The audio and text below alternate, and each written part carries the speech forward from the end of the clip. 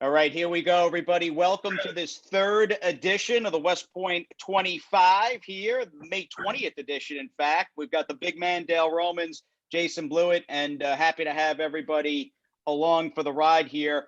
Dale, you're obviously back home. I'm assuming that you were born at Churchill Downs? That's where we are. Just put the feet in. Everybody's having lunch. They all look happy and resting. Well, good. We caught up last week, in fact, the morning of the Black Eyed Susan, and we basically, you and I had essentially a third co-host in the mix, and Lady Traveler, who, I mean, I got to tell you, still super proud of her effort running third in the Black Eyed Susan, and she was around 20-1. It wasn't like she was one of the favorites going in. You know, what'd you think of the effort out of her? And my other question is, her being on the lead, I think she may have found a new running style with that performance. Well, you know, when we ran over at Keeneland, 7/8, 184 feet, you know that's going to set her up to be sharp. We're going a mile and 8 and go right to the lead. And, you know, I've always thought she was a fast filly and thought she had the speed to do it, but she never was quite showing it early. I think we had a breakthrough race with this filly. And I was real happy with the way she handled herself. You know, coming off the turn, she gave us a big thrill. I thought she might get it all. I said to my wife, we were watching it, you know, at the house here in Fort Lauderdale. I said, "Oh, she looked. I mean, she spurted. I mean, did everything right, and was a very good third with Javier Castellano riding." Again, race was less than a week ago, but how did she bounce out? And are you thinking maybe a race like the Acorn with her on, I think that's still Belmont Day? Could that potentially be in the cards?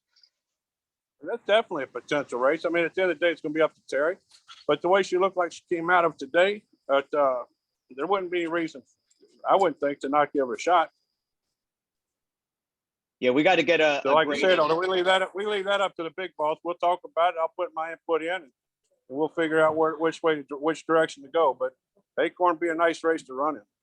Yeah, you'd love to get a graded stakes W with her. I mean, she's already got multiple graded stakes black type, but with Quality Road, Half to Heart. We've got her older brother with John Sadler at Santa Anita, who's by Arrogate, who cost over $700K. A great family, and obviously she's a talented horse and a pretty nice and very promising broodmare down the line.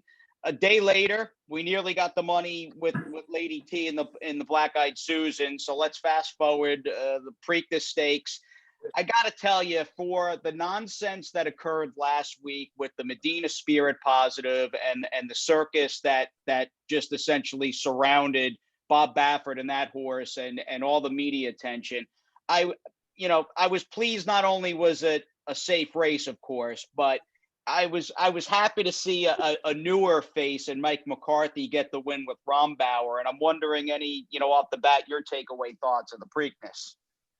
I think the whole industry owes Mike McCarthy a debt of gratitude for the way he handled himself. It was a totally different experience when you saw him up there talking. And I thought he was very point on in some of the things he said. You could say how appreciative he was. He's really a good man. You know, he used to be around Churchill here when he was Todd's assistant.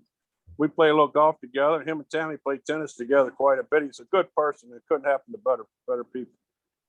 You know, it was also pretty refreshing to see, not one of these quote unquote super trainers. I mean, you've played at a very elite level for a long time and have won a gazillion races at Churchill Downs and stuff like that. But, I was happy to also see not only Mike the way he is, Mike McCarthy, the way he is just as a person and the humble and modest vibe that he put off, and was just very appreciative to have that moment in the spotlight, winning the second leg of the Triple Crown. Again, it was further proof there's more than like 4 or 5 guys that can train a top horse in this day and age. There's a lot of guys out here that can do it. They just got to get the opportunity. And there, Mike's, I don't know how old he is. He's not young, but he's a fresh face. And that's what it's good to have. And I think that people really liked him when they got to see him. And you know what I liked about what he said? You could tell in his voice the respect for what he had just accomplished and the respect for this game. And I like that. Well, how about even the family tree there from D. Wayne Lucas to Todd Pletcher and again to a guy like Mike McCarthy? I mean, talk about, just D Wayne's stamp on the game as far as the modern trainer is concerned? Um, I think that nobody's changing industry any more than D Wayne changed ours, and we all owe him forever. You know, I've said it before at trainers' dinners, and it's just like every golfer owes Tiger Woods, every boxer owes Muhammad Ali. It just elevated the whole sport to a different level, and we'll never be able to repay him. Right. I think the repayment is that he understands the respect that we all have for him. Do you? I guess you're not surprised. I was going to say, do you see yourself? And it's probably a dopey question because I'm sure the answer is yes. I mean, D Wayne's always joked, you know, one day he's just going to fall off his pony, and he said, just throw the racetrack dirt over me. I mean, much like him, I don't see you ever retiring, and I got to imagine, you know, D Wayne is in this for time in memoriam here. He's not going anywhere. He's not going anywhere. It's funny. We just had this conversation you weren't privy to a while ago in the office about he just likes the atmosphere of the racetrack and the horses. And he's one of the few guys I've ever seen. He's not training the horses, the type of horses he used to, but you can tell he still has the enthusiasm for the game every day he's out here and for helping other people do well. And no, he ain't going anywhere. I mean, he's 85 years old. Where are we going to take him now? He's still getting on his pony every day. Still riding out and back and forth. It's, you know, it was good. He still looks good too. I mean, watching the NBC telecast last Saturday, the Preakness, they interviewed him because he had Ram in the race. I mean, he still had the shades, and I'm a guy that loves my suits. I love dress shirts. I mean, he's still got it going on there in his mid-80s. He's got it going on big. One of the highlights of my weekend was sitting with him for a half hour in the barn and just talking and telling stories this weekend. It's always fun when you get to do that. Well, give me a good story, maybe with you and D Wayne that nobody's really privy to. You got one off the top of your head, or a funny anecdote, or something like that? I've told him several of the stories, but I'll tell one of my favorites. It's one day Wayne and I are eating lunch over here at the track on a Wednesday afternoon when he ran Wednesdays in the fall and it was cold, rainy. There wasn't anybody here. We were eating lunch in the turf club, and we walked down to the paddock, and I looked up. I was 25-1. And I said, Wayne, I think I can win this race. You know, he likes to make a bet. And he told me, he said, you'll run good, maybe, but you can't beat me. And he was 25-1. So we both saddled our horses and we marked our program watching them walk out. Didn't handicap at all, just what they looked like. We came up with some horses to throw in a superfecta, and we put our money together. Well, I won and paid $50. Wayne got up by a nose for fourth. We got back $18,000. And I'm in a winner's circle. He's up on the fourth floor, jumping up and down, waving the ticket over his head, yelling down at me. I said, look at this guy. He's won 4 Kentucky Derbies, and he's more excited about this superfecta we just hit. That's awesome. I absolutely love that. And that reminds me, day at Saratoga where I guess there was a big carryover. This is going back a good 10, 15 years ago. Just a quiet weekday at the spa, probably fairly late in the meet. And I remember there was, a massive pick 6 carryover. And Dallas Stewart, who obviously worked for Wayne too, before going out on his own, and one of your compatriots there on the Churchill backstretch.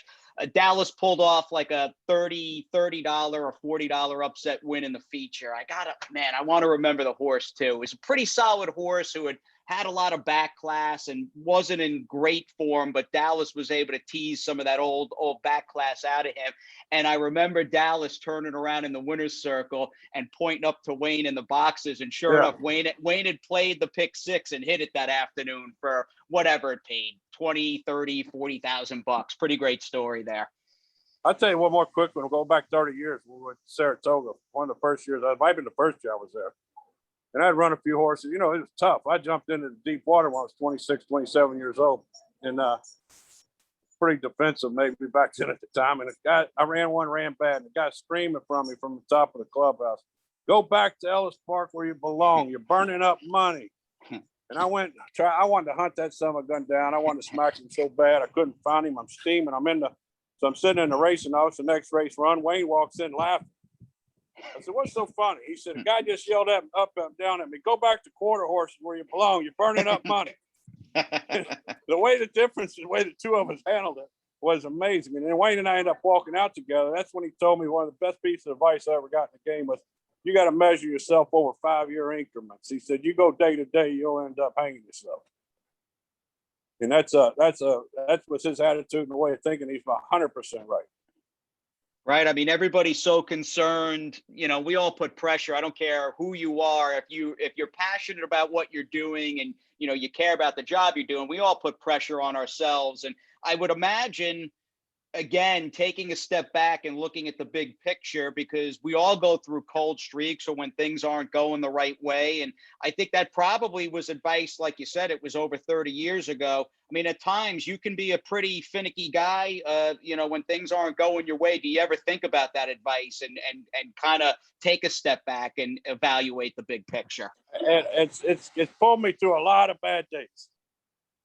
You know, when I focus on maybe a bad day or a horse getting hurt, or, you know, there's little things that happen that are actually big things. But when I focus on that one event, the negative event of the day, I mean, it's so depressing, you can't hardly take it. So you got to pull back and look over the last 5 years, and it's been pretty good. Now, as far as being pretty good, Flavien Prat has been that and more. I don't know if you guys have really had the opportunity to team up. Maybe he's ridden a horse for you sparingly here or there on a big day when he was, you know, riding in Kentucky or at Keeneland or something like that. What's your take on a guy who clearly is at the top of the heap in California and is just an elite rider? He's damn good. I've only gotten riding a few times. I've been so impressed with him, and not only the ride, but the feedback when you come back, how he handles himself in his business. I don't know him well enough. I know if he was around here, we'd be using him a lot. Mm-hmm. Coming out of the Preakness, I know Rumbauer got to Belmont a couple of days ago. Just in a very general sense, that turnaround, it's not 2 weeks, obviously, it's 3. And he also skipped the Derby, so he might be a little fresher.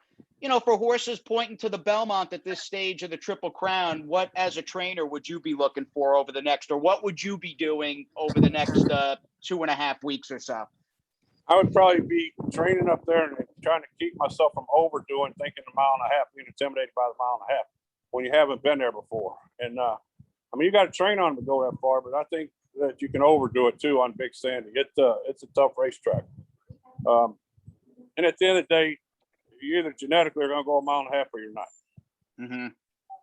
As far as off the top of your head, thinking about a horse that maybe didn't win the Belmont for you, who do you think was like the best dirt stayer? Maybe not a mile and a half, but when you think of like pure classic endurance and stamina on the dirt, who's a horse of yours that comes to mind? Well, my biggest stamina probably horse on the dirt would be Roses of May. And I've never saw a horse before or since that could clip off as many sub 12 8s as he could and never get tired. And when you have that weapon, they're hard to beat. You know, in Dubai World Cup, when we sat down to discuss strategies with Johnny going a mile and a quarter over there, we talked about we were going to be on the lead, trying to slow it down. And I said, no, listen, let's don't do that. Let's go fast. Everybody will pull out of their game chasing us, and then we'll keep right on going because they don't have his stamina. I know I've told that story a million times, but it's a perfect example of when everything clicks, speed and stamina, and you can't beat them. Was that the best race he ever ran? Because, I mean, he had a marvelous career, obviously, in the States, won the Whitney, was second, right, against Gosapper in the Classic at Lone Star? Gosapper, yes, but the cherry on his Sunday was definitely Dubai. And he's put it all together that day and ran as well as a horse could run. Right. I always loved, too. I mean, not only was he just top class, but the fact that he was by Devil is Due. And I think about your relationship and just being a student of the game and a purist. You know, I think about the Chief, obviously, who trained Devil is Due. And for as good as Devil is Due was, and I mean, he was durable and he had longevity, he really didn't turn out to be much of a stallion. But Roses in May was like his one surefire Grand Slam here. He was. Let me tell you a quick story there. We're on the racetrack before Roses May was Roses May.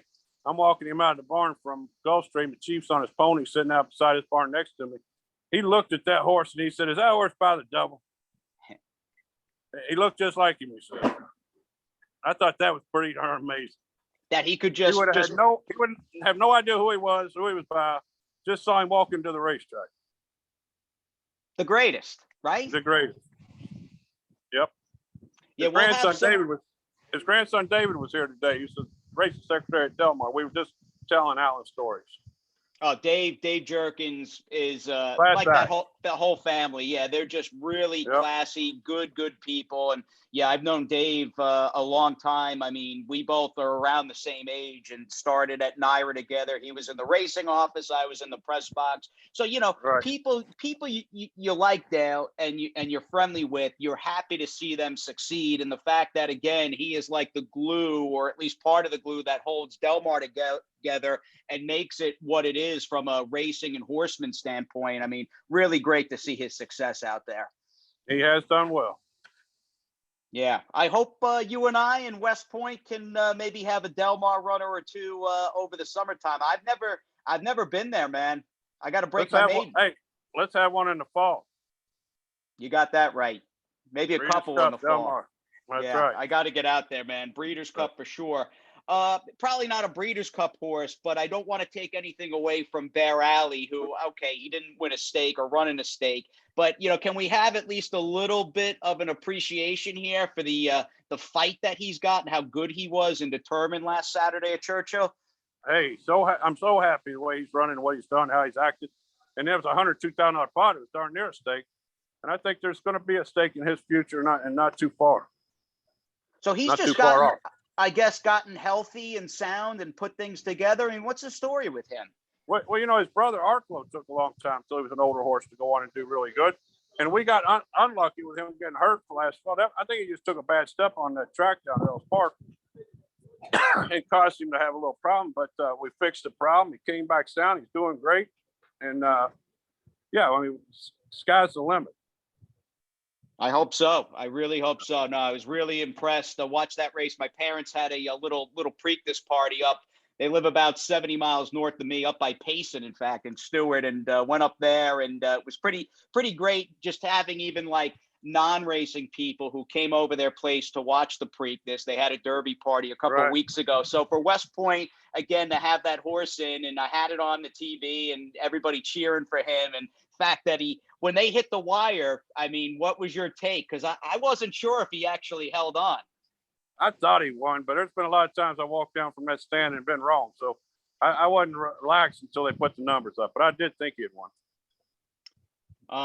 Malibu Moon passed away, I think, age of 24, 3 or 4 days ago. The news broke from a spendthrift. I mean, clearly one of the marquee sons of AP Indy, who was standing at stud and had a lot of stakes winners. I know you probably have either experience training one of his horses or a good Malibu Moon story. So let us have it.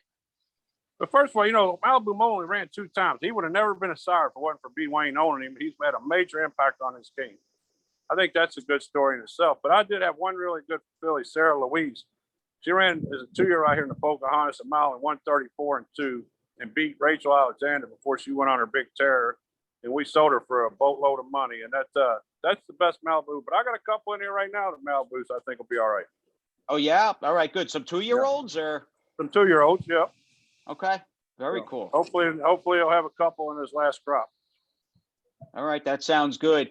You know, it was Sunday. I do want to mention Sunday's first race last Sunday at Belmont, West Point, because we've got a bunch of horses, 2-year-olds for everybody out there. West Point and the Albaugh family stable with Dale Trading. We've got a very strong crop of 2-year-olds at Churchill Downs now. But Dale, I don't know if you saw the race. West Point had their first 2-year-old starter in 2021.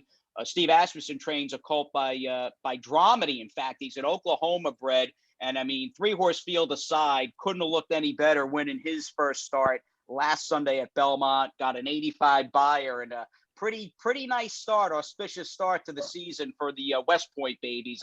I'm really high on that horse. Looks like Saratoga Stakes are coming. Yeah. And evidently bounced out of the race good. So, you know, you've got options with him. Do you take him back to Kentucky, Bashford Manors on June 26th, and then maybe point to the Saratoga Special, or just freshen him up maybe and run in the Sanford there on opening week? Nobody's better than managing 2-year-olds than Steve. So he'll figure it out and get you on the right path. He found a 3-horse race already. You got to respect that. Yeah, $90,000 purse. $90,000 pot. Right. Yeah, 90K purse, 85 buyer. for people as we tape this thing on the morning of May 20th, I was looking, you've got a horse named Ultimate Badger running Saturday at Churchill. That allowance race he's in, about as loaded as it gets. But, how's he doing here? He's training great. He's great at stakes place too. He's doing well. And you're right. But you get that level 2 other than with 3-year-olds. That would surprise me the race even win. They're all good horses. They're all stake horses. But we're getting a stake purse at 100,000. So supposed to be good. Yeah, purses at Churchill are pretty robust, and that's I think being a little conservative there. They are massive. Yeah, they're incredible. Well, and I'll wrap up by saying, with the purses, have you noticed an uptick this meet alone, just as far as the depth? I don't watch every race from Kentucky, but what's the competition been like this meet at Churchill Downs? Well, I don't think we've hit our big groove yet, because the purses are just now going up. So there's not a lot of changes, but there's everybody in the country is trying to get in here, and so. And their credit, they're not kicking people out that supported them before the purses were this big. And we'll see how it starts to change over the next couple of years. But right now, the racing's been good, the handle's been good, and it's just going to get bigger and better. All right, sounds good. Hopefully, like our podcast here, my friend. All right, but it's always fun. Yep, sounds good, Dale. Always appreciate your time. Want to thank everybody for watching, and Dale and I will see all of you next week here on the West Point 25. I'll see you later, Dale. See you, bud. All right.